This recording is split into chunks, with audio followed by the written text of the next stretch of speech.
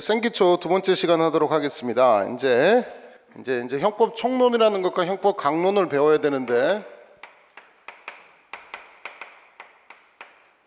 형법 총론과 형법 강론을 배워야 되는데, 조금 전에 우리가 살인죄 접근했죠. 살인죄, 그 다음에 강간죄, 절도죄, 횡령죄, 배임죄, 이렇게 범죄별로 접근하는 것을 형법의 강론이라고 부르는 거고, 자, 전체적으로 어떤 것이 범죄인지를 접근하는 게 형법 총론입니다. 자, 이번 시간에 설명드릴 것은 형법 총론이 무엇인지를 조금 설명을 드려야 되는데, 범죄는 유죄가 선고되기 위해서는 세 가지 요건을 반드시 갖춰야 됩니다. 구성 요건이라는 것이 있고, 그 다음에 위법성이라는 것이 있고, 자, 이게 계속 맨날 형법 총칙할 때마다 맨날 하는 세 가지 구성요건, 위법성, 책임, 이 세 가지를 항상 머릿속에 기억을 하셔야 됩니다. 자, 구성요건은 아까 우리 사람을 살해한 자라는 요건이 적혀져 있죠, 조문에. 그것을 갖췄을 때 구성요건에 해당한다고 합니다. 자, 유죄가 선고되기 위해서는 구성요건에 해당하고 위법성까지 있고 책임 세 가지가 있어야지만 유죄입니다. 구성요건에 해당하지 않아도 무죄고, 구성요건은 있지만 위법성이 없어도 무죄고, 구성요건하고 위법성은 있지만 책임이 조각돼도 무죄예요. 셋 중에 하나만 없으면 무죄입니다. 자, 예를 들어보면 구성요건에 해당하지 않는 경우, 아까 사람을 살해한 경우 살인죄의 구성요건이죠. 뱃속의 태아를 죽여봤자 살인죄의 구성요건에 해당해요? 해당하지 않아요? 해당하지 않아요. 죽은 사람을 죽여봤자 살인죄의 구성요건에 해당해요? 해당하지 않아요? 해당하지 않아요. 그거를 구성요건이라고 부릅니다. 범죄에 구성하는 요건. 자, 그러면 사람을 살해했어요. 사람을 죽인 건 죽인 건데 왜 죽였는지 봤더니 상대가 나한테 칼빈 소총, M16으로 나를 쏠라고 해. 아니면 폭탄을 던지려고 하는 순간에 자기가 방어하기 위해서 사람을 죽였어. 그럴 수도 있지. 일단 사람을 죽인 거니까 뭐에는 해당돼? 살인죄의 구성요건에는 그대로 해당이 됩니다. 다만 이 사람 처벌하면 돼요, 말아요? 뒤져야 돼 그냥? 이 새끼 나한테 수류탄 던지면 피해야 돼? 가서 나도 뭐 해야 돼? 공격해야 되겠지. 나 총 쓰면 어떻게? 피해서 공격을 해야 되겠지. 강도가 들어왔어, 나 죽이려고. 근데 피해서 그 사람 공격해야 되겠지. 살인죄라는 구성요건에는 해당하지만, 자, 아까 우리 남학생이겠지만 이때 말하는 것이 정당방위라고 부르는 거예요. 정당방위. 정당방위에 해당하면 위법성이 조각이 됩니다. 위법성이 조각되면 무죄예요. 조금 이따 조금 더 설명드리겠지만 조금 드리면, 자, 이렇게 위법성을 위법성을 조각한다는 것을 얘기하는데, 조금 전에 얘기했던 정당방위라는 것도 있고, 자, 긴급피난이라는 것도 있고, 자구행위라는 것도 있고, 나중에 다 배웁니다. 피해자 승낙 이런 것도 있어요. 피해자 승낙은 나 때려봐. 승낙받고 때리는 거. 때리는 건 상해죄의 구성요건이지만 상대방이 때리도록 승낙했잖아. 이때는 위법성이 조각돼서 처벌할 수 없는 거예요. 무슨 말인지 알겠죠? 우리 복싱 경기 한다. 그러면 당연히 때리는 거죠. 그럼 때리는 거 예상하던 거잖아. 상해죄의 구성요건에 해당하지만 처벌하지 않는 거고, 이런 정당행위 등이 있습니다. 등등 있는데, 이에 해당하면 뭐를 조각하냐면 위법성을 조각해서 무죄입니다. 구성요건에 해당하지 않아도 무죄고 위법성이 조각돼도 무죄예요. 이런 것들이 있고, 자, 요 세 번째 케이스는 사람을 죽였습니다. 자, 정당방위, 긴급피난 이런 거 아닙니다. 근데 사람을 죽였는데 형사 미성년자예요. 자, 형사 미성년자 들어보셨나요? 형사 미성년자 몇 세 미만이에요? 13? 아닙니다. 형사 미성년자는 14세 미만자가 형사 미성년자입니다. 형사 미성년자. 자, 그러면 여기서 나온 만 나이인데 13살짜리가 사람을 죽였어요. 그럼 어떻게 돼요? 살인죄의 구성요건에 해당합니다. 정당방위 아니지. 13살짜리가 사람을 죽였어요. 위법합니다. 나쁜 놈입니다. 위법성이 나쁜 놈이야. 자, 그럼 이 사람은 유죄일까요? 무죄일까요? 유죄예요? 유죄일까요? 무죄일까요? 무슨 죄요? 무죄. 형사 미성년자는 사람을 죽여도 무죄예요.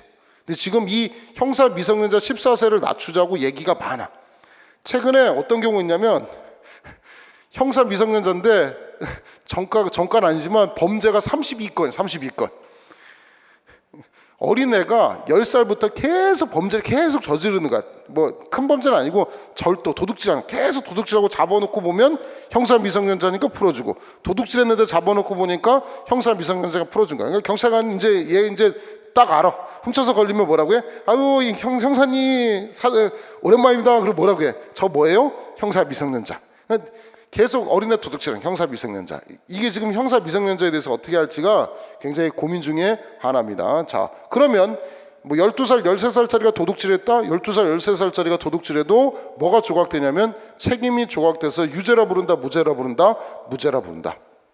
그럼 우리 형법청론에서 구성요건에 해당하는지 관련돼서 뭐 고의라는 것도 배울 것이고, 고의에서 아까 확정적 고의와 무슨 고의? 미필적 고의, 이런 거 배워. 그 다음 뭐 인과관계 이런 것도 배우고, 구성요건에 해당하는지 하나 체크하고, 그 다음에 정당방위 해당하는지, 긴급히나 자구행위 이런 정당행위 해당하는지 위법성 조각사유고, 책임은 아까 보시면 형사 미성년자도 있고, 자, 또 뭐도 있냐면 심신상실 이런 거 있는데, 심신상실 뭐 심신미약도 있는데, 자, 이 사건 여러분한테 얘기했는지 모르겠는데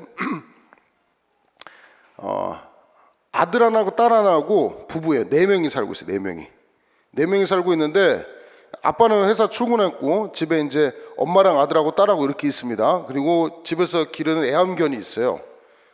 근데 엄마가 뭐라고 하냐면, 엄마가 좀 이 정신 이상하거든. 그러더니 그 집에 기르는 애완견을 마귀라고, 악마가 지금 애완견에 이제 달라붙었다는 거야. 그럼 어떻게 했을 것 같아? 남은 셋이 악마가 엄마 그런 거야. 악마가 저기에 저 애완견한테 지금 달라붙었다 그러는 거야. 그래서 엄마랑 아들하고 딸이 잔인하게 죽여요. 진짜 그냥 목 잘라서 죽이는 게 아니고 죽여서 목줄을 갈랐어. 악마 새끼에서 애완견을 막 죽여버렸어. 막 잔인하게 죽였어. 실화야 지금. 그럼 여기서 끝났으면 그래도 괜찮겠죠, 그죠? 그러더니 갑자기 엄마가 뭐 했을 것 같아? 이제 아는 사건이 들어봤어요? 얼핏 들었죠? 들어봤지. 엄마가 갑자기 부엌에서 딸이 막 이렇게 애완견을 죽이고 있는데, 애완견을 딱 엄마가 딸을 딱 쳐다보니 마귀 새끼가 저기 옮겨붙었다는 거야, 딸한테. 지금 또 어떤 일이 벌어질 것 같아요? 지금 황당한 일이 벌어지겠지 지금. 그래서 엄마랑 아들이랑 딸을 붙잡고 딸을 잔인하게 살해했어요. 대박이죠 지금 현재. 그리고 아들내미는 이제 나와서 이제 아버지한테 전화하고 경찰에 자수했어요. 현재 이 사건이야. 이 사건 어떻게 끝났을 것 같아요? 자, 일단 엄마 행위를 보면, 자, 자기 딸을 죽였죠. 잔인하게 죽였지. 살인죄의 구성요건에 해당하죠. 맞지? 지금 뭔지 알잖아. 지금 배웠잖아. 자, 그러면 위법성이 조각돼요? 이 마귀야 정당방이 이거야? 아니잖아. 이거는 정당방이 아니잖아. 마귀야 정당방이 아니잖아. 그럼 위법성도 있어. 자, 근데 이 엄마 유죄일까요, 무죄일까요? 유죄예요, 무죄예요? 여러분 느낌상 유죄예요, 무죄예요? 우리 인강생을 대표해서, 우리 생기초 모든 대상에서 우리 인강생들 이거 보면 한 1000명 정도 보거든요. 1000명 정도 봐요. 제 카페도 올려놓으면 애들 보고 있어요. 아, 저 새끼 저렇게 생겼구나 하고 쳐다보고 있습니다. 자, 우리 인강생을 대표해서 유죄예요, 무죄예요? 무죄. 왜요? 느낌이 그런 게 어딨어? 느낌이 어딨어? 이 엄마 정신병자지, 그렇지? 그래서 엄마는 뭐가 조각이 됐냐면 심신상실이라고 해서 책임이 조각돼서 무죄 받았어요. 아들은 무죄 받았을까요, 유죄 받았을까요? 유죄. 아들은 유죄. 심신상실까지는 아니다. 심신미약 정도는 몰라도 심신상실은 아니다. 엄마는 완전 또라이지만 심신미약은 반 또라이거든요. 반 또라이. 그럼 심신미약이면 형을 나중에 배우겠지만 감경 반을 깎아줍니다. 그래서 깎아줘서 아들은 유죄를 받았고요, 엄마는 무죄를 받았어요. 그럼 무죄 받으면 엄마는 석방 해줄까요? 엄마는 어떻게 할까요? 엄마는 정신병원 넣어야 되겠죠. 자, 그걸 뭐라고 부를까요? 네 글자로. 오, 어떻게 알았어? 오, 우동국 생규 안 들어도 되겠다. 자, 이거를 뭐라 부르냐면 치료 감호. 그러니까 무죄 판결 받는 경우에도 뭐는 가능하냐면 치료 감호. 정신병원에 가다 두고 밖으로 풀어줘요, 풀어주지 않아요? 풀어주지 않아요. 무죄는 무죄지만 우리 보통 사람들 생각하면 이거 이 엄마 무죄 나왔다 그러면 댓글에 또 야, 이 미친 새끼야, 네 자식이 죽어봐, 뭐 네 아들이 죽었다 생각해봐, 막 이렇게 글을 쓰는데 이제 여러분이 이제 형법을 배우면서 조금 느낌이 오죠. 이거 유죄는 아니지. 정신병자의 행위니까 뭐에 해당하는 거예요? 무죄요. 무죄라고 해서 무조건 풀어주는 거 아닙니다. 무죄지만 뭐에 해당하는 거예요? 우리 남학생 말한 것처럼 치료 감호에 해당하는 거예요. 치료 감호에 해당하기 때문에 어디 가다 두느냐? 정신병원에 가둬두고 있어요. 그러니까 여러분 이제 댓글 달 때도 신중하게 달아야 되겠지. 뭐라고 달아야 돼? 무죄 나오면 야, 이 새끼야, 네 자식이 죽어봐, 막 이런 거 쓰면 안 되겠지. 그러니까 무죄라고 해서 아예 죄가 없다, 뭐 아주 나쁜 놈이 아니다, 이런 의미는 아니지. 무슨 말인지 알겠지?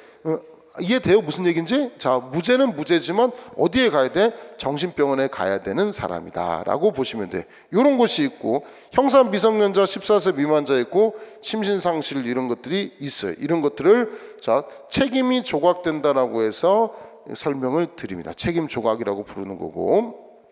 자, 그러면 구성요건에 해당하고 위법성이 있고 책임까지 있으면 유죄입니다. 자, 근데 또 하나 배워야 되는 것 중에 하나가 처벌 조건이라는 것을 하나 배우는데, 처벌 조건 중에 여러 가지가 있겠지만 일단 우리 뭐 하나 배워야 되냐면, 자, 나중에 형법 형사법 할 때 다 설명을 드립니다. 친족상도례라고 들어보셨나요? 친족상도례 들어보셨어요? 친족상도례. 우리 인강생 처음 공부한 우리 친족상도례 들어봤어요? 친족상도례 들어본 적 없어요? 들어봤어요? 엄마 물건 훔쳐보신 분? 엄마 아빠 거 물건 훔쳐보신 분? 하나도 없어요? 얼마 훔쳐봤어요? 10,000원씩 몇 번이나? 4-5번? 몇 살 때까지? 지금 현재까지? 어떤 식으로? 어떤 식? 엄마가 돈을 어디다 갖다 놔? 엄마 지갑에서 10,000원짜리를 꺼내요? 그거 엄마 알아요, 몰라요? 모르는 척 해주시는 거예요, 모르는 거예요? 아실 거예요. 그래서 10,000원씩 꺼내서 또 없어요? 엄마한테 문제집 산다, 엄마 학원비 없어요?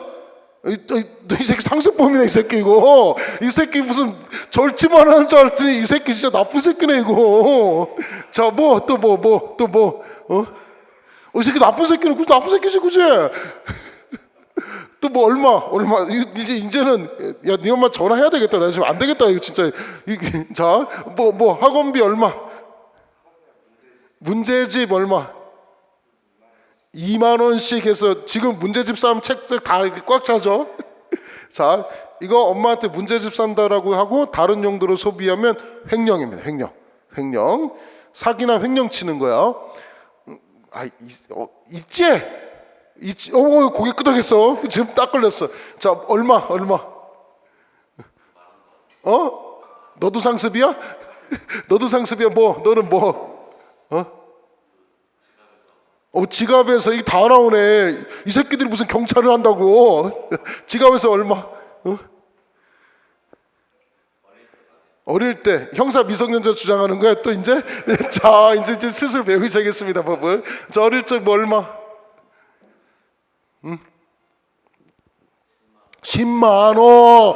10만 원. 상습범을 주장하는 거예요? 자, 본인의 행위를 한번 보자. 몇 학년 때 했어? 6학년 때. 야, 교묘하게 지금 형사 미성년자를 지금 넘어가는 겁니다. 자, 그럼 이 학생의 행위, 엄마 지갑에 10만 원을 가져가면 타인의 재물을 절취했다는 뭐에 해당하냐면 절도죄의 구성요건에 해당합니다. 이렇게 평가하는 게 뭐든지. 그러면 일단 판단할 때 위법성을 판단하는데, 엄마 돈 훔쳐가는 게 정당방위예요? 엄마 돈 빼는 게 정당행위야? 아들은 엄마 지갑에서 꺼내갈 수 있다, 이런 정당행위 아니라고. 그러니까 너희 행위는 위법성에도 해당해요. 자, 그 다음 이 학생이 주장했던 거는 아까 초등학교 6학년이면 몇 살이에요? 만 14세는 안 되지, 그지? 초등학교 6학년 몇 살이냐 요새? 12살, 10살, 만 12살 되나? 8살 1학년이잖아. 7살이 1학년이지. 7, 8, 9, 10, 11, 12살 정도 되네. 형사 미성년자네. 잘했어. 자, 이 학생의 행위는 뭐가 조각되는 거냐면 책임이 조각되는 거예요. 그럼 너는 무죄는 맞아. 너는 무죄야. 넌 잘했어. 괜찮아. 많이 더 훔쳐. 너 몇 살까지 했어? 빨리 솔직히 얘기해. 몇 살까지 했어? 고등학생. 현재 진행형은 아니지. 현재 진행형은 아니지. 자, 고등학생이 몇 살이에요? 고등학생이면 뭐 7살이면 초등학교 7, 이게 만 나이거든. 무조건 7, 8, 9, 10, 11, 12, 6학년 13, 14, 15. 야, 니는 16, 17, 18 고등학생 때 했대. 그럼 얘 행위는 보면 절도죄의 구성요건에 해당하고 위법성 뿐만 아니라 뭐까지 있는 거야? 책임까지 있는 거야. 책임까지 있는 거야. 그럼 얘는 지금 초등학교 때 훔쳤으니까 유죄야, 무죄야? 얘는 무죄야. 너는 뭐야? 유죄야, 무죄야? 너는 유죄야. 이해가? 얘는 유죄인데 얘는 뭐에 해당하냐면 지금 처벌 조건에 얘기하는 친족상도례를 얘기하는 거야. 친족상도례. 이 친족상도례도 뒤에서 배우겠지만 가까운 친척을 근친이라고 부르고 먼 친척을 원친이라고 불러요. 그래서 엄마 거 훔친 거는 가까운 친족이에요. 가까운 친족이. 그래서 직계혈족 배우자 이렇게 나중에 배우거든. 동거친족, 동거가족 배우는데 엄마 아빠는 가까운 친척이. 그렇기 때문에 엄마 아빠 걸 훔쳐도 벌할 수 있다 없다? 없다. 형을 면제하도록 돼 있어요. 형을 면제라는 거예요. 무죄가 아니고 유죄지만 어떻게 하겠다? 형을 면제하겠다는 거야. 무죄하고 면제하고 다른 거야. 유죄지만 뭐 하겠다? 형을 면제하겠다. 얘는 유죄 판결의 일종을 받을 거고 너는 뭐를 받냐면 초등학교 6학년 때 도둑질했기 때문에 너는 무죄 판결을 받는 거야. 차이 이제 느껴지죠? 얘는 유죄, 너는 뭔데? 무죄. 너 그 이외에 없어? 빨리 솔직히 어차피 나온 김에 있어. 이 새끼 또 있어. 또 언제? 얼마 해먹었어? 얼마? 횡령을 한 것 같아요. 횡령을 얼마씩 해서 엄마도 얼마나 삥땅 쳤어요? 문제지. 학원비도 했어요. 학원비? 학원비까지 30만 원 단위까지는 안 했어요? 그렇게까지는 안 했어요? 얼마까지 해봤어요? 3, 4만 원 정도요. 자, 이제 문제가 됩니다. 이제 자, 친족상들의 사기 같은 경우 아까 적용되고 이거보다 가중해서 처벌하는 게 특정 경제 가중처벌법이 있어요. 특경가법이라 부르는데 주에서 특경법이라고 하는데 자, 사기친 액수가 5억이 넘어요. 그러면 가중해서 처벌해요. 그죠? 자, 이번에는 엄마한테 사기를 얼마를 쳤냐면 엄마한테 30억 사기를 쳤어요. 그러면 단순히 형법상의 사기가 아니고요. 이거는 10년 이하의 징역인데 이건 아마 제 기억에는 5년 이상의 징역이니까 엄청나게 센 거야 이거. 우리 배웠지? 10년 이하가 중환범죄예요. 5년 이상이 중환범죄예요. 5년 이상이 중환범죄 우리 배웠지? 우리 배웠지 이거? 전 시간에 배웠지? 자, 그럼 어떻게 할래? 엄마한테 사기를 30억 쳤어. 처벌해야 될까요? 아니면 형을 면제해야 될까요? 친족상도례 적용할까요 말까요? 이 쟁점이야 지금. 자, 무슨 말인지 알죠? 우리 촬영하시는 분도 알겠지? 엄마한테 사기쳤어 지금. 엄마한테 지금 5만 원, 뭐 30만 원, 뭐 이 정도, 뭐 3만 원, 4만 원 절도 이거는 좋다 이거야. 너 엄마한테 30억 사기쳤어요. 이건 단순히 형법상의 범죄가 아니고 특정 경제 가중처벌법상의 가중처벌되는 사기죄예요. 더 나쁜 새끼죠. 자, 한번 찍어보자. 친족상도례 적용해주자. 엄마한테 30억 사기칠 수 있다. 사기쳤는데 좀 심하게 쳤지만 친족상도례 적용해주자. 이 시험 문제야 지금. 아니다. 이 새끼는 너무 나쁜 새끼다. 이 친족상도례 적용하면 안 된다. 자, 우리 인강생을 대표해서 어떻게 할까요? 이 새끼 어떻게? 엄마한테 30억 사기친 새끼. 적용 안 될 것 같아. 왜? 너무 액수가 너무 나쁜 새끼지. 이 새끼는 진짜 너무 심하지. 해도 너무하지. 판례는 어떨 것 같아요? 이 시험 나오겠지 지금. 그치? 딱 시험 나오겠지. 판례 어떨 것 같아요? 적용 안 될 것 같아요? 적용돼요? 이 시험 나올 것 같지 이거. 시험 나옵니다. 이거 몇 번 나온 겁니다. 판례는 특정경제 가중처벌법이 적용되는 경우에도 뭐 하겠다? 친족 상도례를 적용하겠다는 게. 적용하겠다는 게. 이 재밌죠? 그죠? 그럼 이제 자잘자잘하게 하지 마. 자잘자잘하게 씨 무슨 추접하게 10,000원이 뭐고 씨. 야 30,000원이 뭐냐. 사기치려면 엄마한테 얼마씩 사기치는 거야. 30억씩 사기를 치라고. 알겠죠? 자, 근데 엄마 돈 아침에 엄마 돈 아빠 돈 훔칠 때 주의해야 될 게 있어요. 항상 주의점이 있어요. 아빠 지갑을 열었는데 꺼내지 말아야 될 것. 다 시험 문제야. 이거 다 시험 문제. 엄마 아빠 봤는데 지갑을 열었는데 10,000원짜리 말고 카드가 보이는 거야. 카드. 카드는 쓰면 될까요? 안 될까요? 시험 문제야. 이거 시험 문제. 궁금하지 지금? 엄마 카드로 아빠 카드로 현금 서비스 받았어. 현금 인출해서 20만 원 뽑아 썼어. 엄마 신용카드로. 그럼 어떻게 될까요 이거? 친족상도를 적용해 줄까요? 안 해줄까요? 재밌지 이거? 엄마 현금백, 엄마 지갑 열어보면 현금도 있고 저기 카드 꽂이 있잖아. 카드. 그래서 카드 꺼가지고 엄마 걸로 뭐 계좌이체해서 한 뭐 신용카드 같은 거 나한테 뭐 100만 원 계좌이체 내가 현금 이체해서 꺼냈어. 이럴 수도 있잖아. 그럼 어떻게 할래요? 어떻게 할래요? 이게 재밌겠지. 이런 경우 있겠지. 어떻게 할래? 어떻게 할래? 신기하죠 이런 경우. 이 새끼 처벌해야 된다. 아니다. 10,000원짜리 꺼냈으나 신용카드 꺼냈으나 어차피 엄마 돈이니까 상관이 없다. 친족상도 적용해주자. 시험 나올만 하겠지. 판례는 친족상도례를 적용을 안 해줍니다.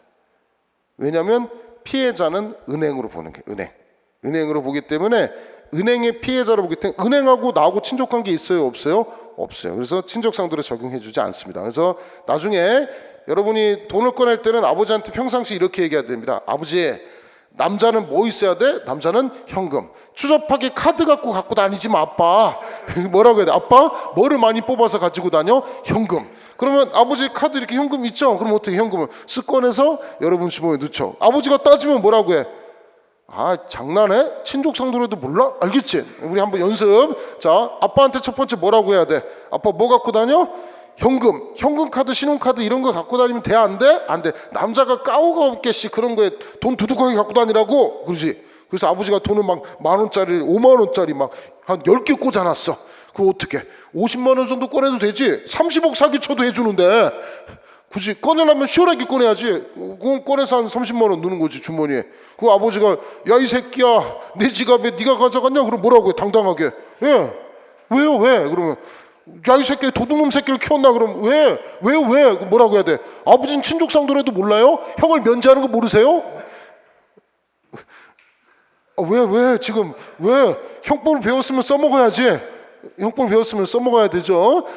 자, 뭐 이런 것들을 이제 배우는 겁니다. 자, 배우면 오늘은 첫날이니까 용어 정의를 좀 설명드리고 7월달 들어가면서 이제 설명을 드리는데 이제 직계혈족이란 얘기를 써요. 직계혈족.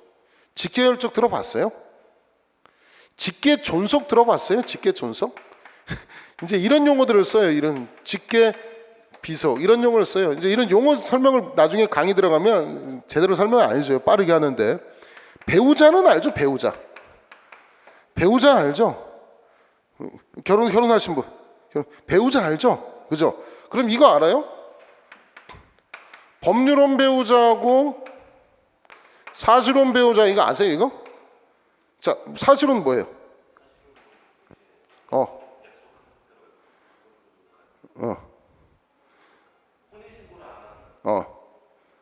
혼인신고 안 하고. 자, 그럼 이게 뭐 약혼 정도. 자, 뭐 조금 아는 것 같은데. 자, 사실혼 해보신 분, 동거 해보신 분, 동거 안 해보셨어요? 법률혼은 딴 게 없어요. 법률혼은 뭐 하는 거냐면 혼인신고를 해야 돼. 혼인신고하면 법률혼이. 자, 혼인신고가 없으면 사실혼이라 부르는데 일단 나중에 또 배울 것 중에 하나가 나중에 형법 강의 들으면 배우겠지만 우리 보통 생각하면 동거하는 경우 있잖아. 여기도 고시생들 동거 많이 하는 거 아시나요? 야, 생교촌 이런 얘기하면 되게 또 여기 오면 동거하는 거 엄청 많아요 이 동네. 갑자기 이쪽에 또 오고 싶고 막 이러죠. 그죠? 동거하는 이유를 설명을 드릴까요? 여러분 이 동네 고시원이나 원룸값 얼마예요? 원룸 몰라요 이 동네? 이 동네 한 50만 원 해요. 고시원은 뭐 35, 40 싸도 35, 40이고요. 원룸 좀 괜찮으면 50만 원, 조금 더 55만 원. 더 비싼 거는 보증금 천에 월세 70 하는 데도 있어요. 장난 아니죠. 비싼 거 엄청 비싸. 그러니까 서울 사는 분들은 그래도 이 출퇴근이 가능하면 굉장히 돈을 많이 세이브하고 엄청 오래 자산으로 버틸 수 있는 아주 장점이 있어요. 이게 지방에서 올라온 학생들은 돈 많이 들어요. 생각보다 많이 들어요. 한 달에 100만 원 이상 써. 그러면 남학생 지방에서 올라와서 월세 50만 원 주고 살아. 남자. 그죠? 여자 50만 원 주고 살아. 뭐 이렇게 되지. 근데 둘이 이제 커플이 되면 어떻게 돼 살면 돼 이제. 그치. 그죠? 이런 애들도 있어. 하여튼 이렇게 해서 이렇게 같이 살게 되죠. 그러면 50만 원이 세이브가 되죠. 이렇게 해서 동거하는 애들이 의외로 좀 있습니다. 자, 어쨌든 동거하면 시험 떨어집니다. 여자는 간혹가다 붙는 꼴을 봤는데 남자는 거의 떨어집니다. 떨어지고 아주 인생의 그냥 모든 고통을 다 겪게 되는 이 동네 룰이 있습니다. 이 동네 룰이 이렇게 하면은 어떻게든지 뭔가 이렇게 도와줘야 될 거 아니야. 도와주다 보면 돈을 못 버니까 나가서 돈도 벌고 여러 가지 뭐 남편 노릇을 한다고 실제로. 그럼 여기 여자도 같이 떨어지는 케이스가 보통이고 이러면 남자들이 많이 떨어집니다. 진짜 이 학원 가서 많이 전해지는 룰 중에 하나인데 이렇게 둘이 동거했어요. 그럼 얘들은 그러면 사실혼 배우자야? 아니라고. 사실혼 배우자는 실제로 딱 뭐만 안 했냐면 혼인신고만 안 하고 막 결혼식도 하고 그다음에 같이 살고 그다음에 뭐 애들도 낳고 애 낳는다고 해서 무조건 법률은 아니야. 애도 낳고 그러니까 부부로서의 관계를 유지하는 것이지 단순히 뭐 동거했다 단순히 성관계 가진 것만으로는 뭐에 해당하지 않는다. 사실혼에 해당하지 않는다. 나중에 유기재산을 배우도록 할 거예요. 용어정의 이제 배웠죠? 법률론이고 직계존속은 뭐예요? 직계존속은 나중에 많이 나와. 형법용서고 다 나와 용어정의에. 자, 나를 기준으로 위로 올라가면 아버지가 있을 것이고 나를 기준으로 올라가면 엄마가 있겠죠. 그죠? 자, 그러면 요렇게 돼 있고 여기 올라가면 할아버지, 할머니 있고 외할아버지, 외할머니 이렇게 있겠죠. 이해돼요 지금? 나를 기준으로 위로 이렇게 쭉쭉쭉쭉 올라가는 사람을 직계 존속이라고 부르는 거예요. 나중에 직계존속과 관련된 쟁점을 또 하나 설명드리는데 내가 아들을 죽이면 그냥 보통 살인죄예요. 내가 아버지를 죽이면 존속 살해죄. 더 중하게 처벌해요. 우리 보통 살인은 사형 무기 5년 이상의 유기징역인데 아버지나 할아버지, 어머니나 할머니를 죽이면 사형 무기 7년 이상의 유기징역이에요. 더 세게 가중해서 처벌받는 거예요.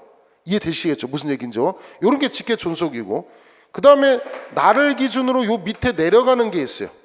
내가 아들을 죽이고 아들이나 딸, 그 다음에 손자, 손녀 이렇게 내려가죠. 이렇게 내려가는 거.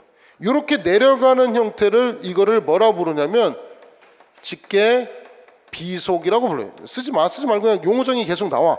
평상시 직계존속 안 쓰잖아. 우리 직계비속 이런 안 쓰잖아. 배우자는 간혹 쓴다 하더라도 요 직계존속과 직계비속을 합쳐서 직계혈족이라고 부르는 거예요.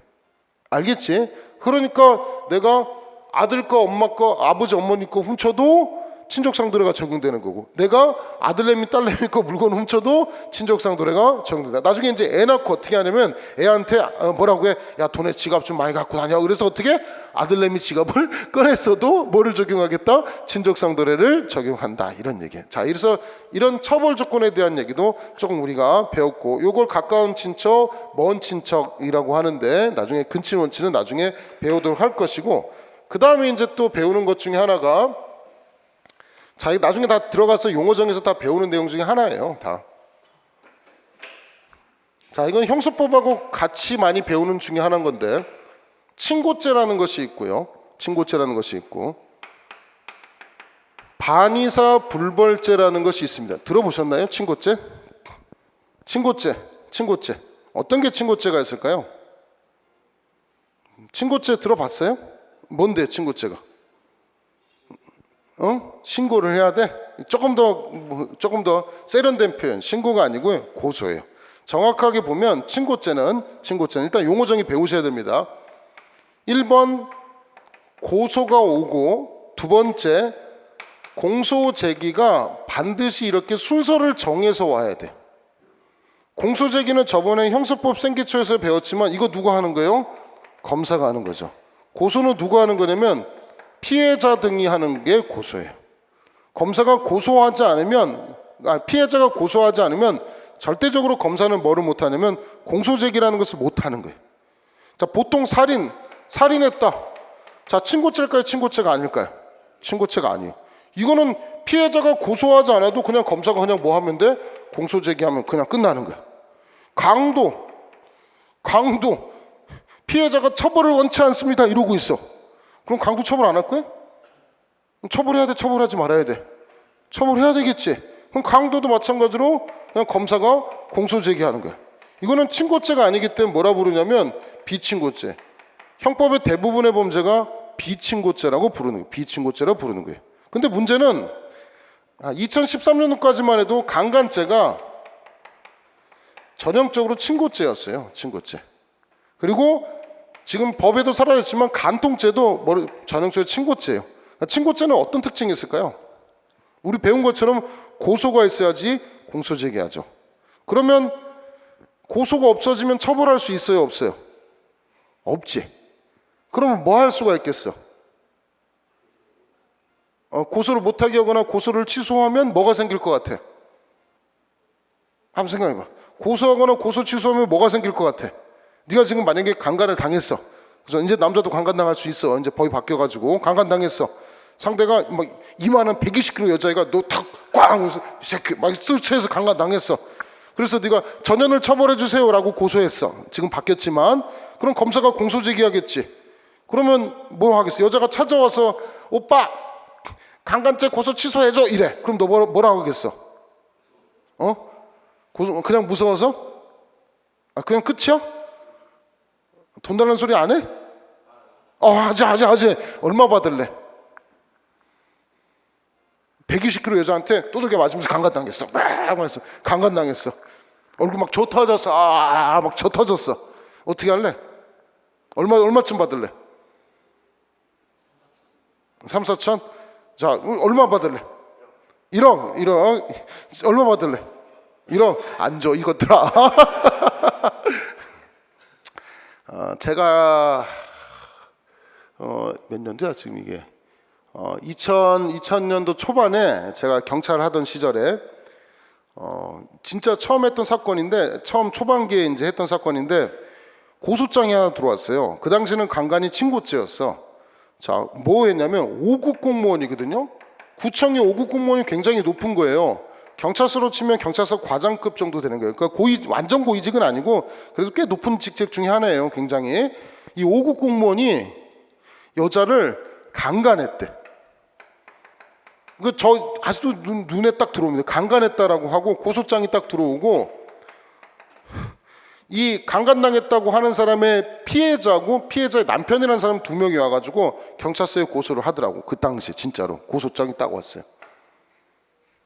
공무원이 5급 공무원이 강간했다는 고소장을 내가 받았어요. 이거 받고 나서 제가 받은 거 아니고 저랑 같이 일했던 그 경감부 출신이 있거든요. 근데 야 태연아 나 신기한 거 받았다 그랬더니 뭐예요? 그랬더니 야 5급 공무원이 고소장을 받아왔어. 고소장 강간했대. 너무 쇼킹하잖아. 보통 생각하면 강간이면 보통 또라이 이런 애들이 하는 거구나. 뭔가 좀 있어야지. 뭐 밑도 끝도 없이 강간을 고소장을 제출했더라고. 그래서 뭐지? 뭐 이 새끼 가만두지 말아야 되겠다. 안 나오면 이 새끼 체포영장이나 구속영장 집어넣어야지. 우리 그런 거 있잖아. 뭔가 정의감이 불타오르잖아. 공무원 새끼가 강간해 개새끼 이러고 있었거든.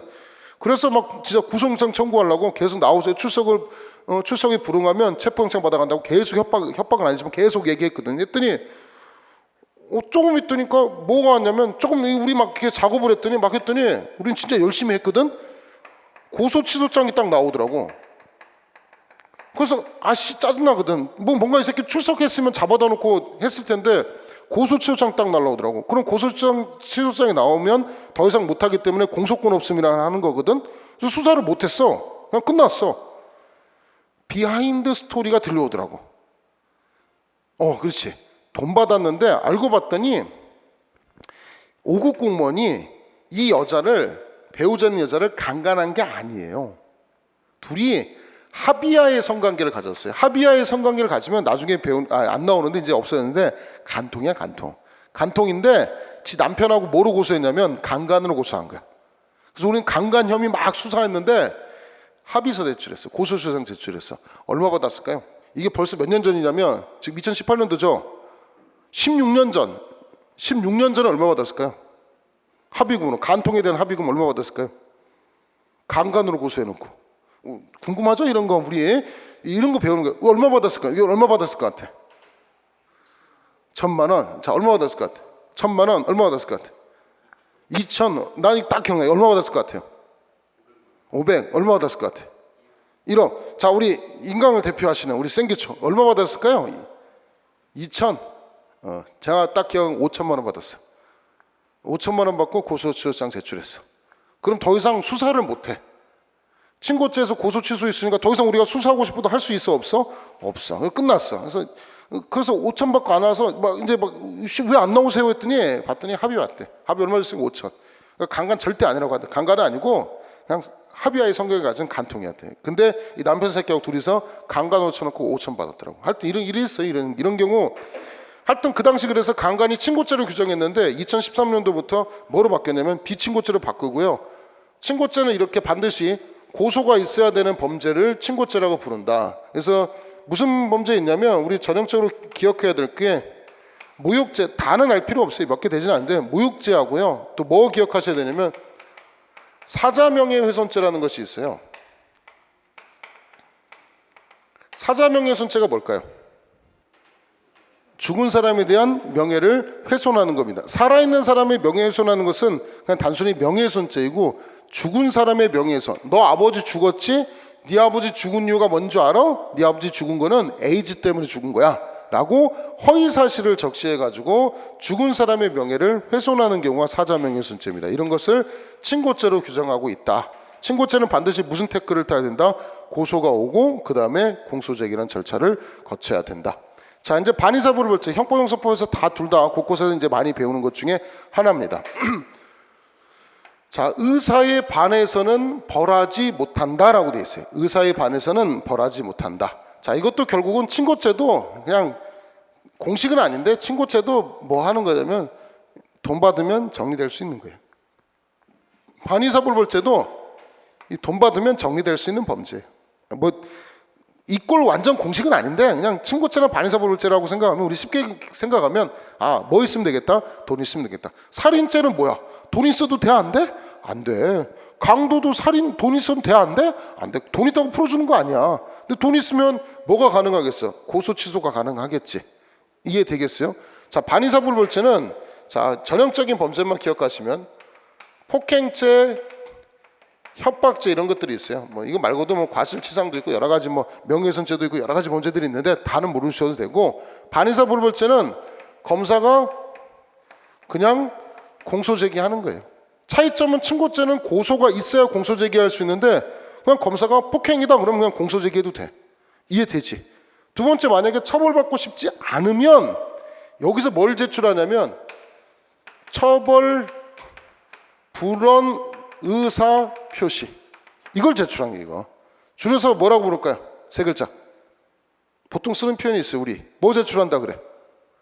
아, 합의서 제출. 합의서. 처벌을 원치 않겠다는 합의서를 제출한 합의서.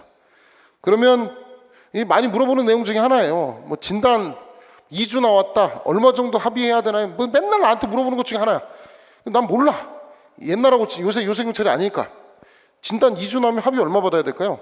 치료비 빼고 합의금만 100? 얼마 받아야 될까요? 2주 나오면 50. 여러분 친구가 주면 한 대 때렸어. 50 주면 합의할래요? 진단 2주 나왔어. 50 주면 합의할래요? 치료비 빼고 50. 궁금하지? 이런 거 맨날 물어보더라고. 여긴 100. 진단 2주 100. 너는? 250. 너는? 200. 너는? 300. 왜 너는 300이야? 우리 촬영하시는 분은 얼마 받으세요? 진단 2주 나왔어. 친구한테 주먹 한 대 맞았어. 얼마만 합의해 줄래? 치료비 빼고 300. 예전 전에 모르겠고 요새 몰라요. 옛날에는 주당 50에서 80 정도 했어요. 근데 한 2배 정도 올랐을 거야. 주당 100에서 160 되지 150 정도 되지 않을까라고 예상합니다. 그러면 200에서 300 정도 받으면 되지 않을까라고 예상합니다. 몰라요. 지금은 정확히 몰라요. 이게 얼마나 인플레이했었는지 모르겠는데 옛날에 경찰할 때 10년 전에 경찰할 때는 50에서 80 정도 받았어, 주당. 그럼 2주면 100. 왜냐하면 음주운전도 옛날에 얼마 나왔냐면 0.05부터 나오거든. 근데 저 옛날에 경찰할 때 0.05면 벌금 얼마 나왔냐면 0.05면 50만 원 냈어. 50만 원. 0.06이면 60만 원 냈어, 옛날에. 근데 지금 어떻게 낼까요? 지금 곱하기 2야. 0.05 나오면 50만 원이 아니고 100만 원 나와. 그래서 0.06 나오면 120만 원. 인플레가 한 2배 정도 됐으니까 제 생각에는 아마 2배 정도 되지 않았을까라고 예상합니다. 뭐 알아서 생각하시고. 그럼 친구 주먹으로 쳐서 2주 나왔다. 그럼 일단은 친구 찾아가야 되겠지. 그래서 뭐 써달라고 하는 거야? 합의서 써달라고 하면 친구를 뭐라고 하겠어? 2주 때 2주 나왔으니까 돈 달라고 하겠지. 그럼 2주면 얼마 주면 돼? 한 200 정도 주면 되겠지. 깎아가지고 나 진짜 돈 없어 봐줘, 150 주면 되겠죠. 뭐 이렇게 해가지고 합의서를 제출하면 되는 거야. 합의서를 제출하면, 처벌 의사표시 제출하면 더 이상 처벌할 수 있다 없다? 없다. 조금 차이가 있죠.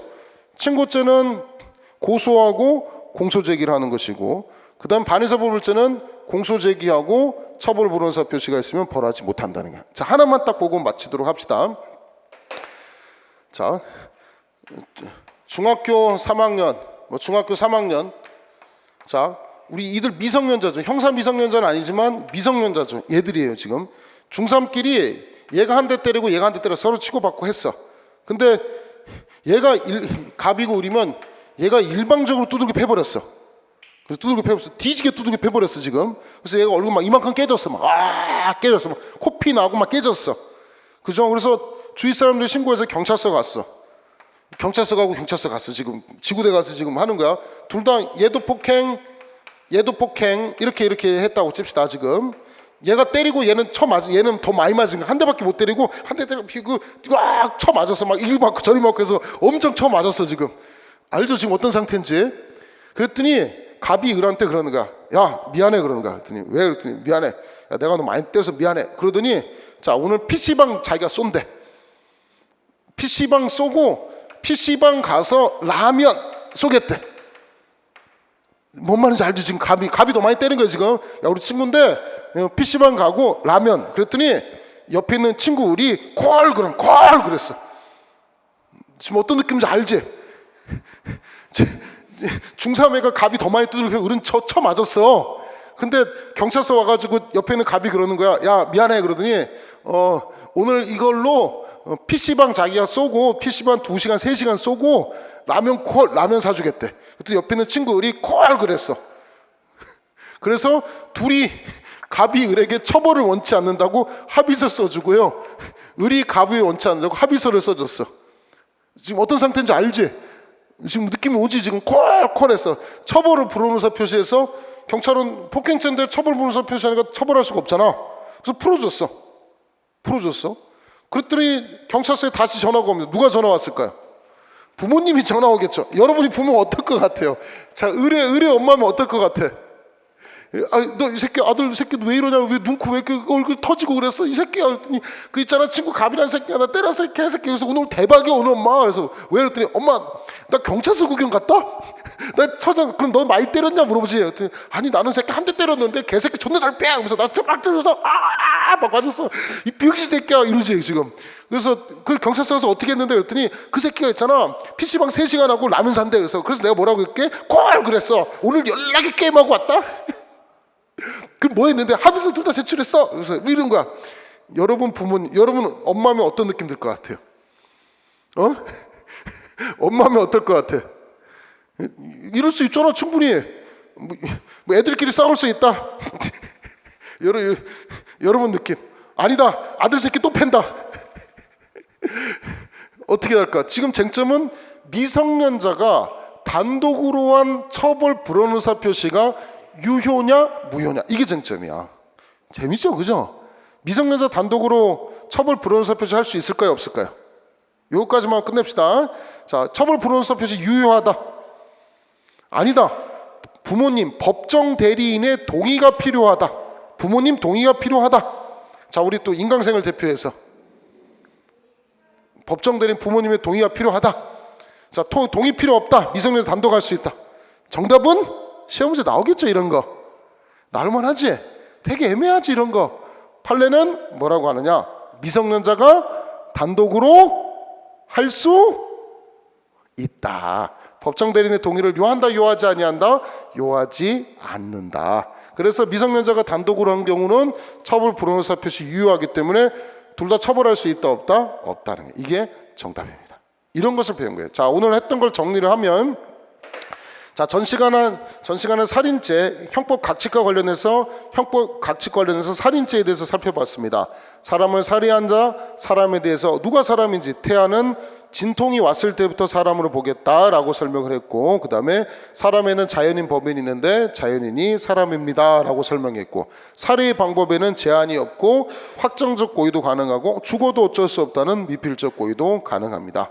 사람을 살해하게 되면 사형, 무기 5년 이상의 유기징역인데 사형을 선택해도 되고 무기를 선택해도 되고 5년 이상을 선택해도 된다. 5년 이상이라는 얘기는 뭐가 숨겨져 있다? 5년 이상 30년 이하가 숨겨져 있다. 다만 5년 이상 30년 이하라 하더라도 김보은양 사건 보면 2년 6개월로 깎아줄 수 있다라고 했고, 3년이 안 되면 뭐라는 것이 가능하다? 집행유예라는 것이 가능하다. 그래서 김보은양은 집행유예를 받았지만 남친은 집행유예 받았다, 안 받았다? 안 받았다. 3년 받았다.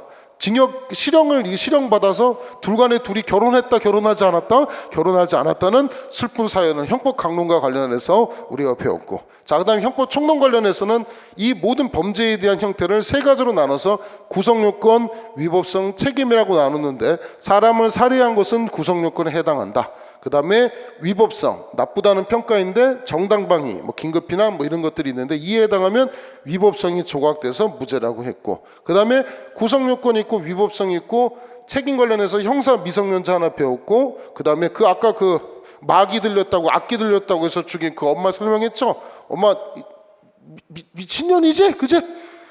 그제 걔는 죽여도 야 지 딸년까지 죽이지. 미친년 맞죠? 미친년이면 심신이 상실돼가지고 무죄다. 무죄지만 풀어준다, 풀어주지 않는다, 풀어주지 않고 가두는 거 뭐라 부른다? 네 글자, 치료감호라는 것을 배웠습니다. 이 배웠고, 자, 그 외로 이제 처벌 조건 관련해서 친족상도례라는 것을 배웠는데, 친족상도례 엄마 거 훔쳐도 된다, 안 된다? 된다. 아빠 거 훔쳐도 된다, 안 된다? 된다. 대신 뭐는 조심하자?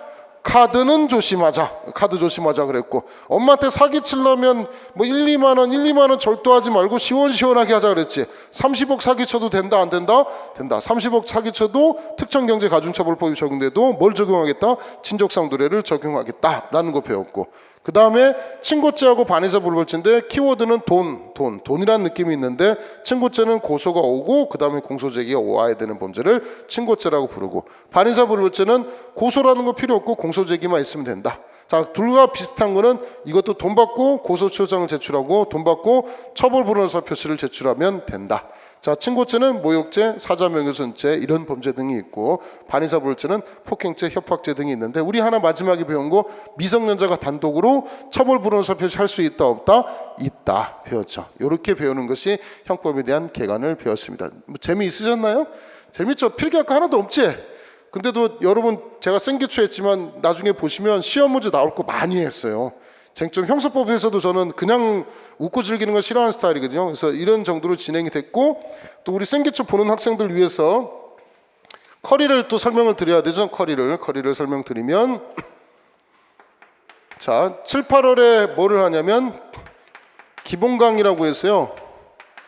자, 교재가 지금 기본서를 지금 만들고 있습니다. 기본서를 만들고 있고, 지금 제가 아마 여러분 신청하셨나요? 그래서 신청하시면 7월 달에 제가 새 책이 나오거든요. 그래서 100명한테, 선착순 100명, 신청하는 100명한테 제가 기본서를 무료로 준다고 해서 한 3, 4만 원 할 거거든요. 그래서 보시면 되고요. 요 기본서가 뭐하고 비슷하냐면 핵형법하고 거의 비슷해요. 그래서 기본서만 사는 사람들은 기본서 사고 나중에 핵형법 사지 않아도 되고요. 요약서 사지 않아도 되고요. 핵형법 있는 학생들은 기본서 없어도 될 정도로 제가 양쪽이 호환이 가능하도록 만들어 놨습니다. 지금 조만간에 기본서 나올 거고, 이 100명 선착성 무료로 준다고 했고,